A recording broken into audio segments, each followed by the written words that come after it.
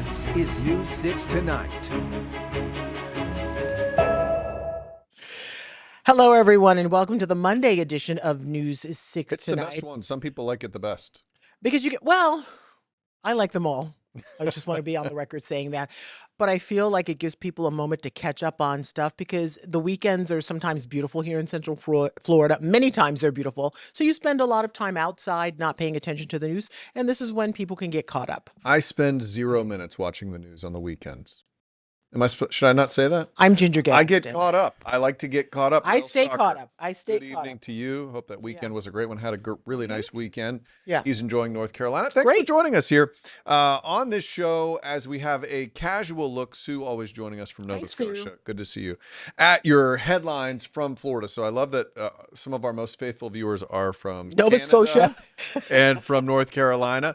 I think these are people Where are the locals? who They're- should probably move back. Who is the guy from Lakeland? We used to have a Lakelander. I think that's Kevin. Is it Kevin? the- Okay. Yeah, that makes sense. Wow. So one of the big stories that we've been following, and this is a national story now. That happened through the last week. weekend. Yeah. Yes, this gentleman was on a roller coaster called the what is it? Stardust Racers. Stardust Racers. Yes, it's two roller coasters going at the same time, and we've been getting some more information because we found out he died.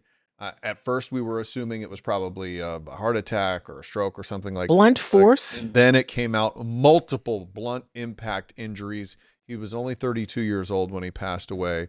The coaster's still closed, but the company, Universal, released, well, they didn't release it actually. We got a company email from that they were sending to employees saying, hey, this ride was functioning as it was supposed to, as intended before the guest's death. Yeah. So they're sending company emails basically saying like, hey, just so everybody knows, Nothing's wrong with the ride. our brand new ride that we are betting a lot of Because they money just on. opened in May. Yes, this is the last thing that they want to have happen. So we attempted to get the medical examiner's report. You know, we found out that they ruled that it was a multiple blunt impact injuries, but that's just a piece of the report. We really want to know more because that doesn't really tell us a whole lot. And then they said that they couldn't give it to us because of the possibility that they're looking into manslaughter charges. And that's when our spidey senses started to tingle. What is that? Well, we were just very confused. Yeah. It is confusing. So that, you know, and I don't want to extrapolate what that means, but that was their reasoning by not giving us the full medical examiner's report. So for the latest, let's get the nuts and bolts here from our community correspondent, Mike Valenti. This email from last Friday reveals that a sergeant with the Orange County Sheriff's Office directed the ME's office not to release reports related to Zavala's death, noting that the investigation falls under state statute 782.07, which relates to manslaughter, including the aggravated manslaughter of an elderly person or disabled adult. An Orange County Sheriff's incident report stated that Zavala had a pre-existing spinal injury, and a GoFundMe page includes pictures of him in a wheelchair. Last week, we spoke to a tourist named Maria Fernandez, who was several rows in front of Zavala on Stardust Racers. She recalled at the end of the ride seeing blood on his shirt, and his body appeared to be slumped over. One girl started to say, help, help, help. In a message to Universal Orlando Resort team members, President and COO Karen Irwin said in her 35 years with Universal, few moments have been as difficult as this one. She also contended that internal findings to date confirm that the ride systems functioned as intended. Equipment was intact the entire time, and team members followed procedures. State investigators tell News 6 that the Department of Agriculture's current findings align with Universal's. Yeah, we still don't have a lot of answers. We know it appears he had some sort of spinal cord injury. He was in a wheelchair. Was in a wheelchair when he got on that ride. Yeah. And as far as the protocols for the ride, people with back injuries are not necessarily. And there's a supposed to be sign, on and there. it says that at the entrance. The other thing that I did not know, because I don't need it, and normally when you don't use something, you don't see it or pay Don't attention know it to it. exists. Exactly, that they have test chairs for a lot of these rides where if you have some sort of condition, they can put you in the chair to see if you meet the requirements. And this ride had such a test chair. Yeah, it sounds like, because I haven't run across, I've seen a few. I feel like I've seen I've not a seen couple of any, them, but But they tuck them away back behind, and they say they do that so you can have your privacy. If you're a little in case embarrassed or whatever, yeah, it's an embarrassing moment. Maybe if you're of a certain weight, you Sure. know, and you're trying to see if you fit in the chair, they want people Yeah. to feel comfortable enough to try away from everybody And just looking else. at this, like Universal has 10 rides that have test rides. And I've been to Universal. I've never noticed any of them, not Epic Universe, but Universal, 10 Universal rides. in total. Yeah, Harry Potter and Escape from Gringotts is one, The Incredible Hulk. And it's now they have added a picture of the test ride and what it looks like to their app now since this incident happened because they want people to know it's available. And it's interesting because apparently if you're sitting in it in a way that it would not work for you, there are lights. There's like a red light and a Yeah. green light. I don't know about for all 10, but for this particular ride, Yeah. it's supposed to be very clear if you're not fitting. And this all stemmed from, a lot of it was from Tyrese Sampson, the 14-year-old Yeah, who football player who yeah, was fell too, from he the was, drop he tower. was, I mean, on he's a Icon Park. football player and he was a little too heavy for the ride that he was on and he fell to his death. Yeah. And I think, and that ride is permanently shut down. That They it was a dismantled it. brand new ride. It has dismantled it. been scrapped. Yeah. And so They what weren't the messing around. implications are for this ride, I think that's why Universal came out pretty quickly and said, hey, our ride functioned as it's supposed to.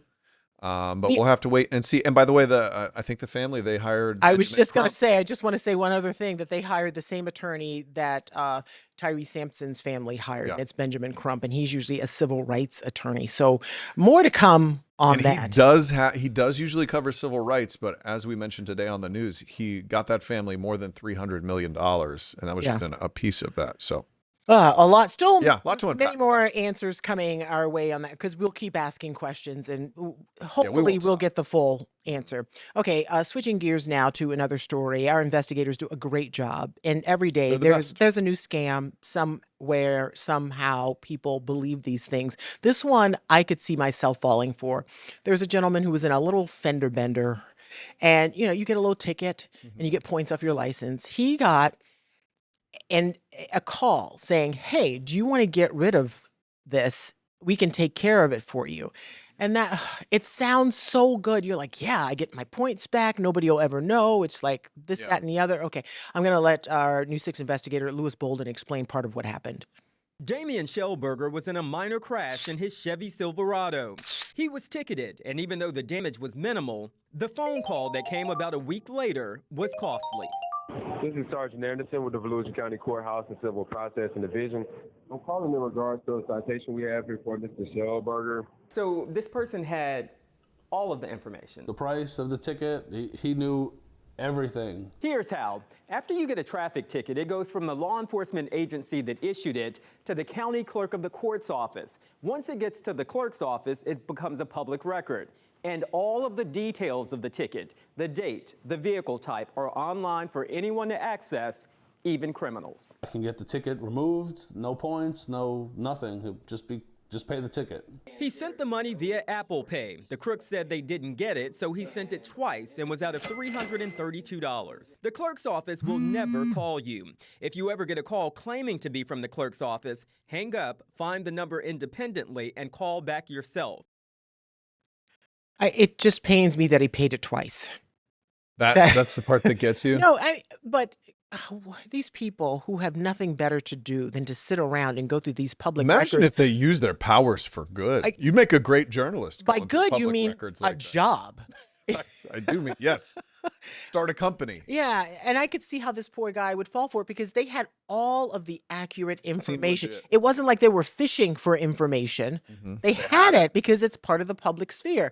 And that is just troubling. The part got me about this one is that it was Apple Pay, and my Apple Pay is tied to a credit card. Yes. And my credit card, if I use that for something scammy, they give me my money back. I think that should be the case for Apple Pay unless it's so. hooked to your debit card, because once Oh. the debit's gone, you're That's cooked. yeah, I hook nothing to my debit But card. whenever most of these scams, it's like, hey, send us a gift card from Target or use Bitcoin. this crypto ATM that's 4 miles away. And it's like, Those wait, are clearly red I flags. think, This what- was not so much. yeah, no, Not so much. Apple Pay makes a lot of sense. If they legit. accept Apple Pay, you almost Yeah. think, Wow, oh, okay, okay, they're give some legit. credibility Yeah. to them. All right. Well, all of a sudden, art installations have become lead stories in newscasts. Never really thought I would say that. Did you ever see that one coming? No, wow. Crosswalks, leading with crosswalks for weeks.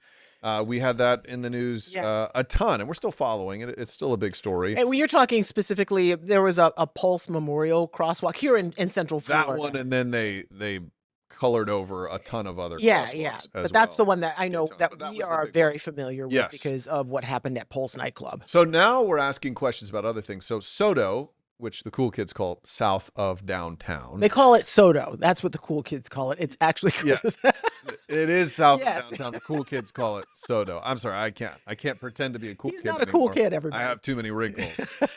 Recently, though, they received $100,000 to zhuzh up the area to make things look a little nice. little better, and which is a nice looking area anyway, but to add murals and that sort of thing. So the question is, will this get contentious the same way the crosswalks got? These are things we've never thought about before. No. Our community correspondent Jaina Manohalal breaks it down for us. Large swans, oranges, and water lilies have popped up around South Downtown Orlando over the last week. 3 large wall murals are being painted because of a federal grant which has been given to 6 Main Street districts across Orlando. The murals come at a time when the Florida Department of Transportation has been covering up colorful crosswalks across Central Florida, including the orange and green crosswalks in Soto. But Misty Heath, the executive director for Soto Main Street District, says this has no correlation. This was a grant that was bid in 2021. It has nothing, it really isn't connected to that. FDOT is covering these colorful crosswalks, citing distracted driving. But Misty insists that the wall art is not distracting and referred me to a Bloomberg study done in 2022 that showed art actually decreasing the number of crashes caused by distracted driving. The grant gives up to $100,000 to Soto, and the district gets to collaborate with local artists, residents, and private businesses. I think the call to private property owners is going to be even stronger now, that if they want to see beautified spaces, then it's going to be up to them and community partners to make it happen for the time being.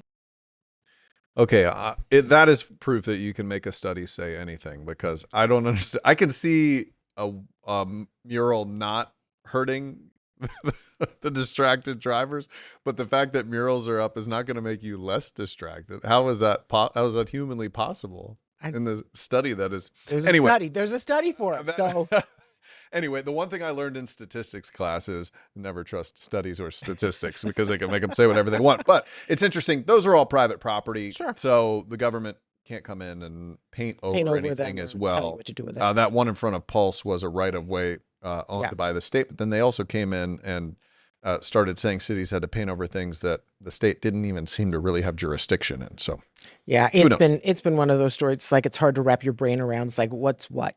Mm-hmm. We're starting to figure it out. We are. Year, that's what we do. Next 1 to 10 years, we'll figure So out. stay with us Right.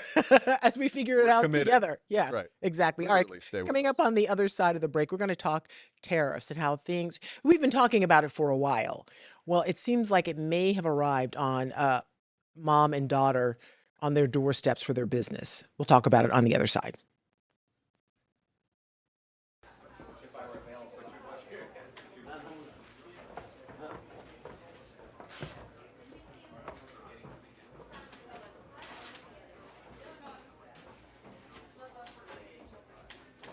Yeah, and you got the latest from the sheriff just a little while ago, I think. So we'll make sure we have that for News 6 tonight.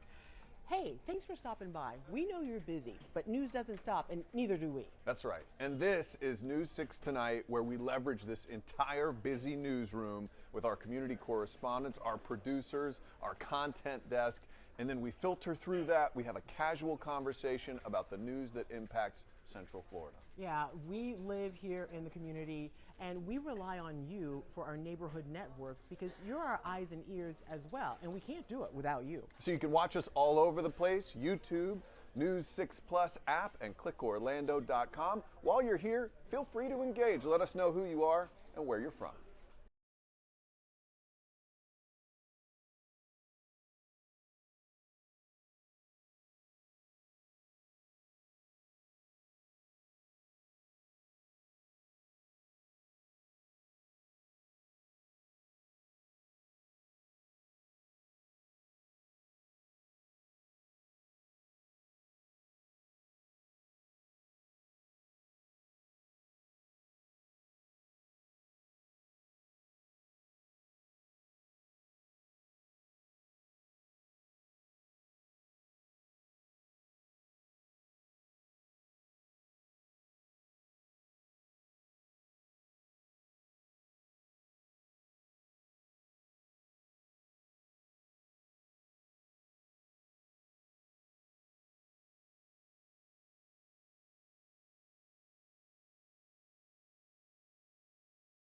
Yeah, you know what I think about studies. Welcome back to News 6 Tonight. Thank goodness we had to end that conversation. It was Good going to thing. get ugly. Yeah. I'm Ginger Gonna start Gatson. fighting. That's Matt Austin.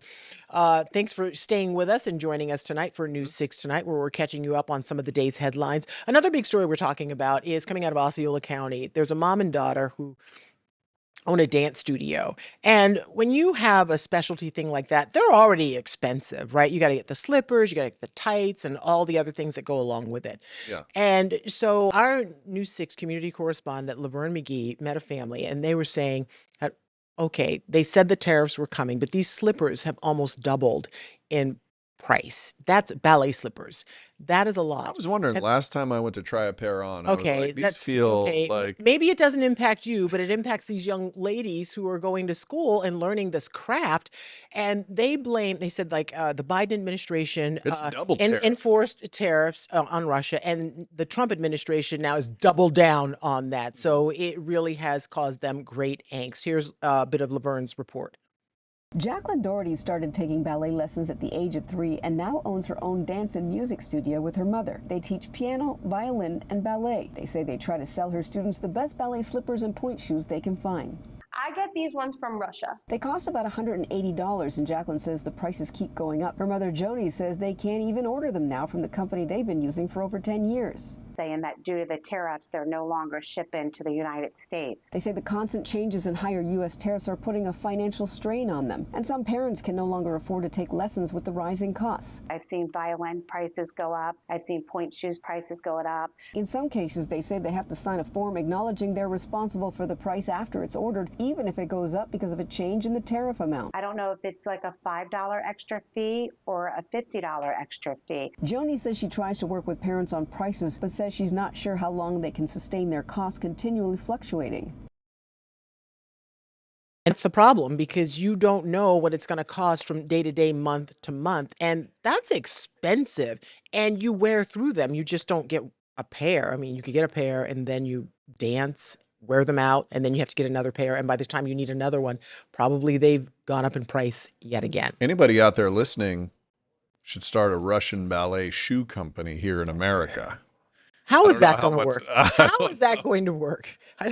You still have to get the product. You can't give them something. No, you build it in and then because there's no way that shoe costs anywhere $160. I'm getting my MBA right now, so I just think about where gaps in the Can I market tell are. you every time he's like, "Oh, I'm using my business degree to." Yeah, Sue says, "Be funny to see for sure, Matt." Oh yeah, for you She's in ballet talking about slippers. me in Yeah, ballet slippers. Yeah. nobody wants to see Why does that sound so weird? Because you'd be in leotards too, not just your suit and ballet slippers. You got to do the whole I get could up. pull it off. I don't think you can, and I don't want you to. Nobody does. All right, let's get to weather. We've got our meteorologist, Jonathan Kagas. I know that he has a lot going on. So there's this hurricane out there that was nothing a few days ago. She was scattered it was scattered in a mess. Gabrielle. She was a mess. She was like Ginger on Friday. I believe it. Wow. Or most days. And then she went got it there. together like me on Monday. So that's the difference. But that's the one you're less interested in, Jonathan. There's a whole bunch of stuff in the tropics, right? Whole bunch of stuff right now. Yeah, trying to make up for lost time, unfortunately. I'm cautiously optimistic about everything kind of bending, but there's just one that I'm watching a little closer than the others. I'll show you the latest on Hurricane Gabrielle. I mean, you guys mentioned it Friday. We were just like, okay, it's a weak little tropical storm right now. It was expected to become a hurricane, but it blew up overnight. Yeah. Now it is a strong Let's take a look at it, Category yeah. 4 hurricane. Wow. Look at that.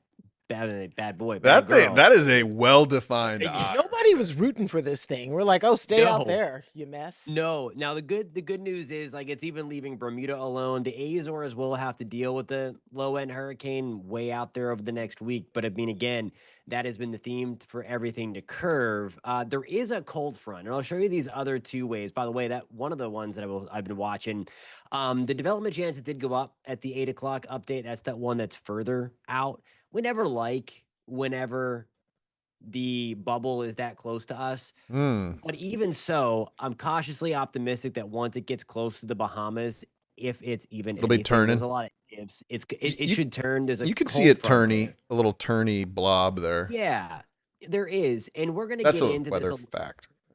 turny blob. Turny blob. Turny Is that blob. what you said? Yeah. Turny blob. Yeah.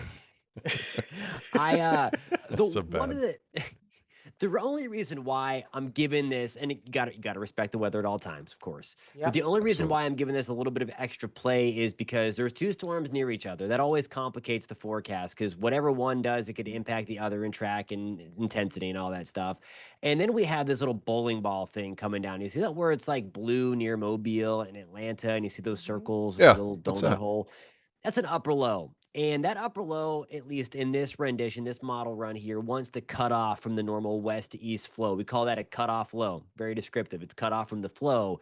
If that were to happen, watch what happens on this model run. It's still north of Florida, which obviously we like, but it kind of grabs it and wants to take it, that thing off to that big colorful ball near the Carolina coastline. That would be the storm in this rendition. And it kind of lifts it up and gets it too close for comfort for the Carolinas. Now, that's the reason why there's not a 0% chance it comes to Florida, because there's the other system nearby that could get finicky and could have some shenanigans down the line. That's why we're watching it close. Still optimistic it turns, but that would be the reason why that there could be some shenanigans unfold late in the week, over the weekend, especially for the Carolinas, but a non-zero chance here. We're going to get into that. I'm going to show you a lot of different lines, guys, coming up at 9:30. Those are the ensembles that show their kind of idea on where this thing could go. When you have two like that, can't one suck up don't- the other Are one? you talking a super blob? No, that's not. But isn't that? I know. Is that possible? I am okay. Getting the handy dandy pen out, and I'm getting my notepad out because we're going to write a web story on this.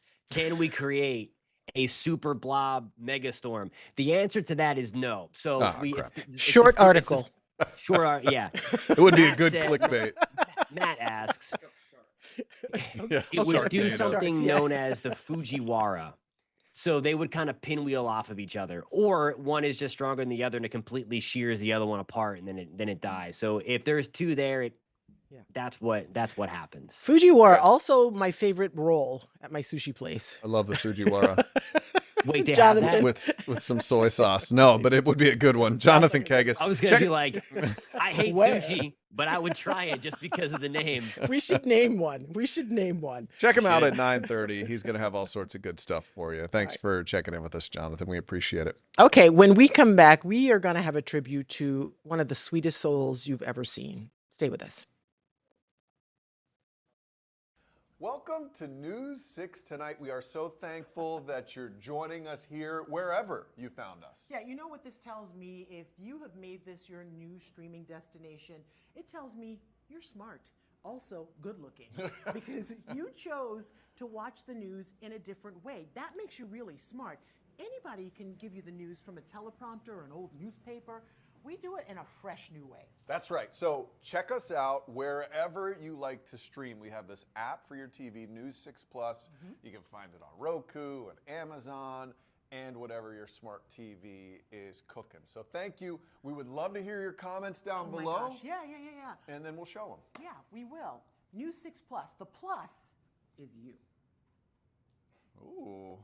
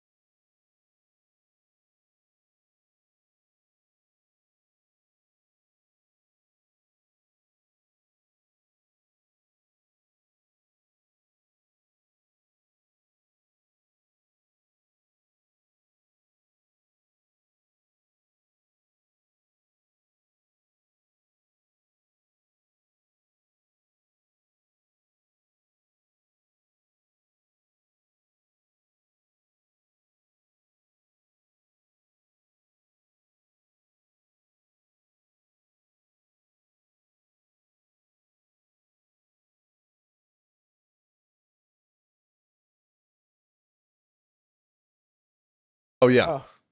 Hey, welcome back to News 6 Tonight. Hopefully you're having a good Monday. I know we are.